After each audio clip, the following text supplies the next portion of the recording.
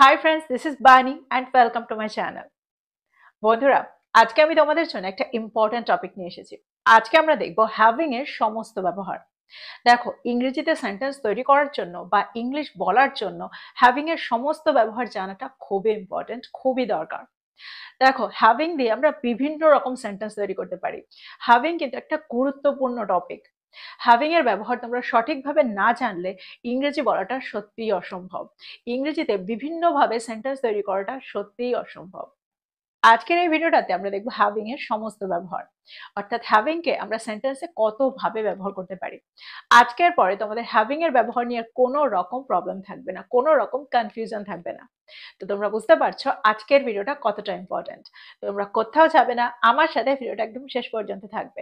যারা চ্যানেলে নতুন, অর্থাৎ প্রথম আমার ভিডিও দেখছো, তারা প্লিজ চ্যানেলটাকে সাবস্ক্রাইব করে নিও। তাহলে যখনই আমি ভিডিও আপলোড করবো তোমরা নোটিফিকেশন পেয়ে যাবে। তো আর দেরি না করে চলো শুরু করা যাক আজকের ভিডিও। সবার আগে আমরা দেখব কিছু করে বা কিছু করার পরে বোঝাতে আমরা হ্যাভিং কে সেন্টেন্সে কি করে ব্যবহার করতে পারি।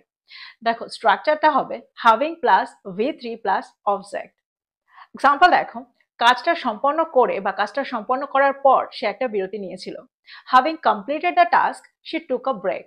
Having completed the task she took a break. দেখো, এখানে কিন্তু আমরা হ্যাভিং এর পরে V3 ব্যবহার করছি, that means third form of the ভার্বের ব্যবহার সেন্টেন্সে করছি। কমপ্লিটেড থার্ড ফর্ম হলো কমপ্লিটেড। তো having completed the task she took a break. আমার মনে হয় তোমরা সেন্টেন্সটা স্ট্রাকচারটা বুঝতে পারলে। দেখো, এই সেন্টেন্সটাকে এরকম অর্থে আমরা আফটার প্লাস V4 এর ব্যবহারও করতে পারি, that means after doing something. এখানে আমরা এটাও বলতে পারি after completing the task she took a break. After completing the task she took a break. কিন্তু আমরা যখন সেন্টেন্সে হ্যাভিং এর ব্যবহার করব, তখন সেন্টেন্সটা আরো অ্যাডভান্সড হয়ে যায়। ঠিক সেই কারণে আমরা হ্যাভিং এর ব্যবহারই সেন্টেন্সে করে থাকি। আরো কিছু এক্সাম্পল দেখো। খবরটা শুনে তারা চমকে গিয়েছিল, দ্যাট মিনস খবরটা শোনার পর তারা চমকে গিয়েছিল। Having heard the news they were shocked. Having heard the news they were shocked. দেখো, এখানে আমরা আফটার প্লাস V4 এর ব্যবহারও করতে পারি, that means verb plus ING ing এর ব্যবহারও করতে পারি। তাহলে সেন্টেন্সটা কি হবে? After hearing the news they were shocked.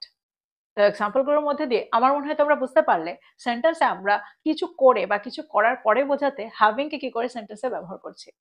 এবার আমরা দেখবো হ্যাভিং এর পরের ব্যবহারটা। দেখো, আমরা প্রায় বলে থাকি আমার কাছে কিছু আছে, তার কাছে কিছু আছে। তো এরকম অর্থে আমরা সেন্টেন্সে হ্যাভ বা হ্যাজ এর ব্যবহার করে থাকি সাবজেক্ট অনুযায়ী।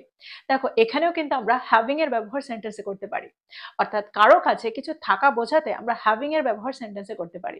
এক্সাম্পল দেখো, যদি আমি বলি আমার কাছে একটা কম্পিউটার আছে, আমরা সাধারণত কি বলে থাকি? I have a computer. দেখো, এখানে আমরা যদি হ্যাভিং এর ব্যবহার করি তাহলে সেন্টেন্সটা কি হবে? এখানে সেন্টেন্সের স্ট্রাকচারটা একটু আলাদা হবে।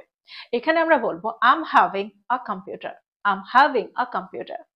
একটা জিনিস তোমরা এখানে মনে রাখবে, আমরা এরকম স্ট্রাকচার স্পোকেন ইংলিশে ব্যবহার করে থাকি, অর্থাৎ প্রতিদিনের কনভারসেশনেই ব্যবহার করে থাকি।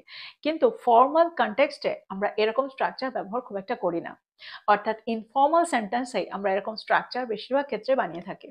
আরো কিছু এক্সাম্পল দেখো। যদি আমি বলি তার একটা স্মার্টফোন আছে, তাহলে সেন্টেন্সটা কি হবে? She has a smartphone. She has a smartphone. এখানে যদি আমরা হ্যাভিং এর ব্যবহার করি তাহলে সেন্টেন্সটা কি হবে? She is having a smartphone. She is having a smartphone. দেখো, এখানে যদি আমরা বলতাম তার কাছে একটা স্মার্টফোন ছিল, তাহলে সেন্টেন্সটা কি হতো? তখন আমরা বলতাম শি হ্যাড আ স্মার্টফোন। আর এই সেন্টেন্সটাতেই যদি আমরা হ্যাভিং এর ব্যবহার করি তাহলে সেন্টেন্সটা কি হবে? তখন আমরা am is are এর জায়গায় was were এর ব্যবহার সেন্টেন্সে করব। তাহলে সেন্টেন্সটা কি হবে? she was having a smartphone. she was having a smartphone. যদি আমি বলি তাদের কাছে একটা স্মার্টফোন ছিল, তাহলে সেন্টেন্সটা কি হবে? they were having a smartphone. আরেকটা এক্সাম্পল দেখো। যদি আমি বলি আগামী বছর আমার কাছে একটা নিজের বাড়ি থাকবে। দেখো, এখানে আমরা সাধারণত ব্যবহার করে থাকি will have। আগামী বছর আমার কাছে থাকবে। I will have my own house next year. I will have my own house next year.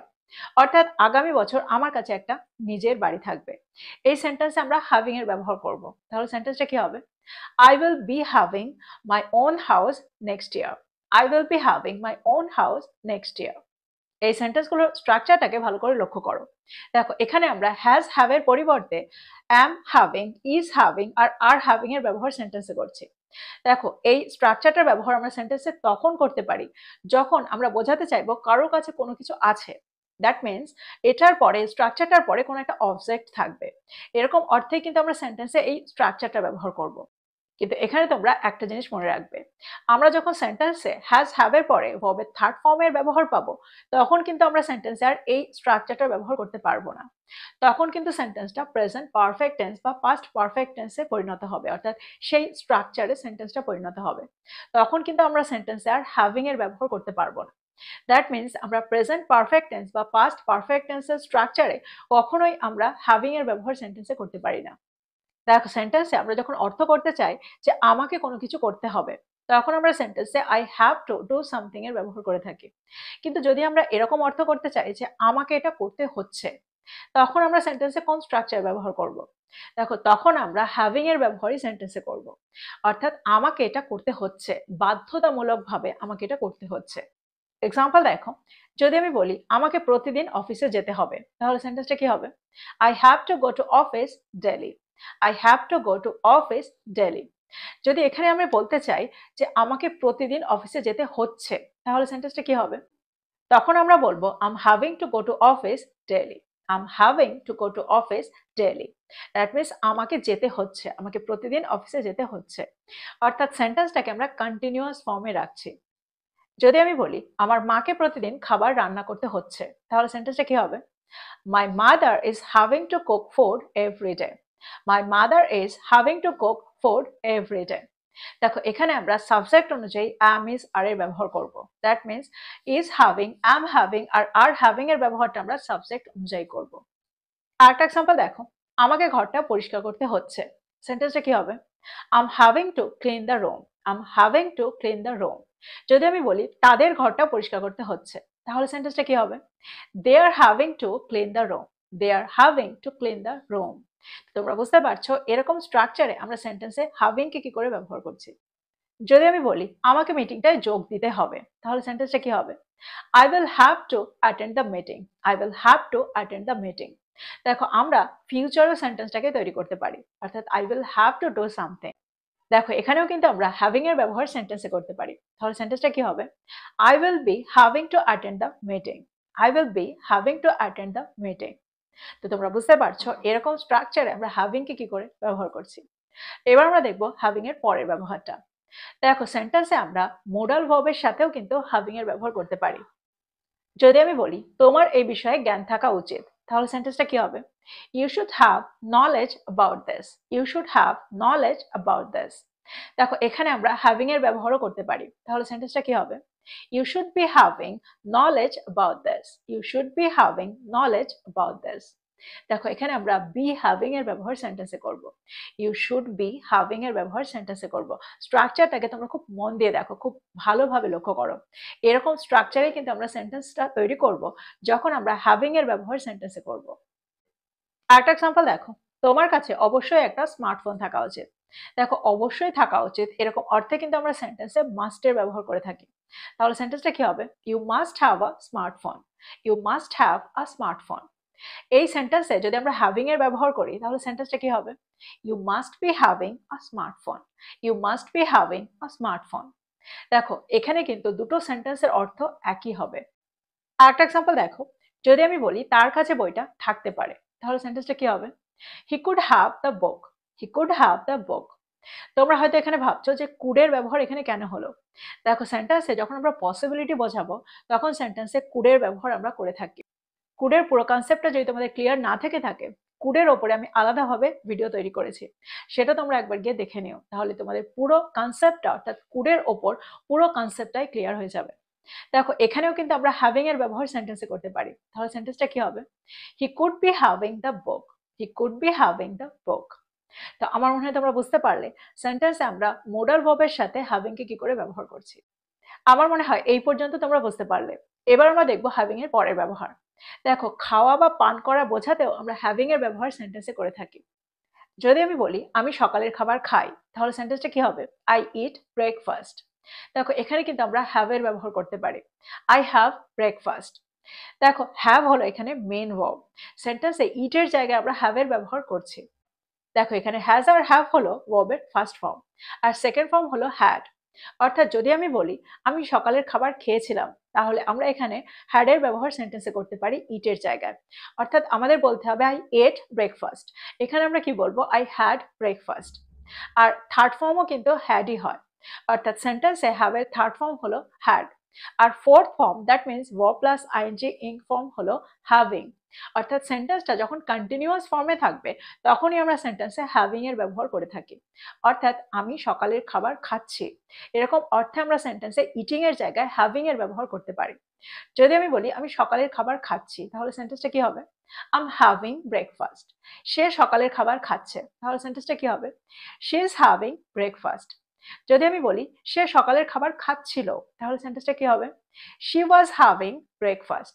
তারা সকালের খাবার খাচ্ছিল, দে ওয়ার হ্যাভিং ব্রেকফাস্ট। তো তোমরা বুঝতে পারছো খাওয়া বোঝাতে আমরা হ্যাভ এর ব্যবহার এখানে কিভাবে করছি, হ্যাভিং এর ব্যবহার এখানে কিভাবে করছি। দেখো পান করার অর্থেও কিন্তু আমরা হ্যাভিং এর ব্যবহার সেন্টেন্সে ঠিক একইভাবে করি, অর্থাৎ ড্রিঙ্ক এর জায়গায় আমরা হ্যাভ এর ব্যবহার সেন্টেন্সে করে থাকি। যদি আমি বলি আমি ফলের রস পান করছি, তাহলে সেন্টেন্সটা কি হবে, I'm having fruit juice, um having fruit juice. এবার যেটা আমরা দেখবো সেটা হলো একটা স্ট্রাকচার বা একটা ফ্রেজ। দেখো সেন্টেন্সে তার সত্ত্বেও বোঝাতে আমরা হ্যাভিং সেড দ্যাট এর ব্যবহার করতে পারি, অর্থাৎ এরকম স্ট্রাকচারে আমরা হ্যাভিং এর ব্যবহার সেন্টেন্সে করে থাকি। যদি আমি বলি এরকম হয়েছিল তার সত্ত্বেও এটা হয়েছিল, তো এরকম অর্থে অর্থাৎ সেন্টেন্সটার অর্থ যখন এরকম হবে তখন আমরা হ্যাভিং সেড দ্যাট এর ব্যবহার করতে পারি। এক্সাম্পল দেখো, আবহাওয়াটা প্রচন্ড ঠান্ডা ছিল, তার সত্ত্বেও আমরা ভ্রমণটা উপভোগ করেছিলাম। The weather was chilly cold. Having said that, we enjoyed the trip. The weather was chilly cold. Having said that, we enjoyed the trip. আর একটা এক্সাম্পল দেখো, তিনি খুব ব্যস্ত, তার সত্ত্বেও তিনি সব সময় তার পরিবারের জন্য সময় বার করেন। এই সেন্টেন্সটাতেও কিন্তু আমরা হ্যাভিং সেড দ্যাট এর ব্যবহার করতে পারি। সেন্টেন্সটা কি হবে, he is very busy. Having said that, he always makes time for his family. He is very busy. Having said that, he always makes time for his family.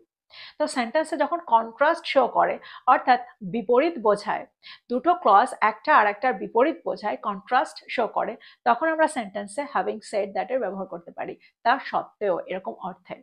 তো তোমরা বুঝতে পারছো এখানে আমরা হ্যাভিং কে কিভাবে ব্যবহার করছি। তো এই ছিল হ্যাভিং এর কিছু ইম্পর্টেন্ট ব্যবহার। আমার মনে হয় প্রত্যেকটা ব্যবহার তোমরা খুব ভালো করে বুঝতে পেরেছো। প্রত্যেকটা ব্যবহারই কিন্তু আমরা স্পোকেন ইংলিশে প্রতিদিনের কনভারসেশনে করতে পারি। তো প্রত্যেকটা ইউজকে, প্রত্যেকটা ব্যবহারকে নোট ডাউন করো আর এগুলো দিয়ে সেন্টেন্স তৈরি করো, আর সেগুলোকে তোমাদের কনভারসেশনে ব্যবহার করো। যত তোমরা এগুলোকে ব্যবহার করবে তত তাড়াতাড়ি তোমরা এগুলোর সাথে সরবরাহ হয়ে যাবে। তো এই ছিল আজকের ভিডিও, এই ছিল হ্যাভিং এর পুরো ব্যবহার। আমার মনে হয় ভিডিওটা তোমাদের ভালো লেগেছে। ভিডিওটা ভালো লাগলে লাইক করতে ভুলে যেও না, বন্ধুদেরকে শেয়ার করো যারা ইংরেজি শিখছে। So this is all about today. I will be back with another video. Till then, take care. Thank you for watching this video. Bye bye.